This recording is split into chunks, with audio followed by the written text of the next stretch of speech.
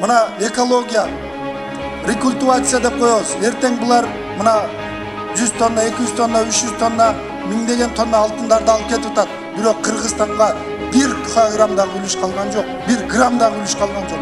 Азыр майерда мактанып атабыз. Булар миллиондогон налогдор төлөп атат деп. Бирок 100 000 тонна алтындар чыгып кетип атса дагы ошолордон биз налогга гана сүйүнүп отурабыз. Экологияны карап көрсөк, ошол алган акчалардан, түшкөн налогдордон ошол рекультивацияга ошолорду жумшасак дагы налогдун түшкөн акчасын бардыгын жумшасак дагы ошол рекультивацияны кыла албайбыз. Эртең ошол жердеги сианиттерди биз жок кыла албайбыз. Экологияны калыбына келтире албайбыз. Ошол жерде айыл өкмөттөн баштап аким, губернатор бардыгы сатылган. Мына жерде отурган ГКПнын жетекчилери бардыгы сатылган.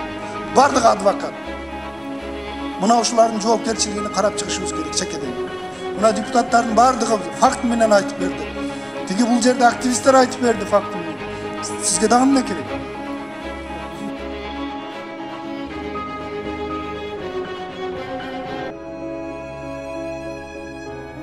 Сатылдыңыз. Сатылбасаңыз Кыргызстандын акыбалы мына ушул акыбалга түшпөйт эле.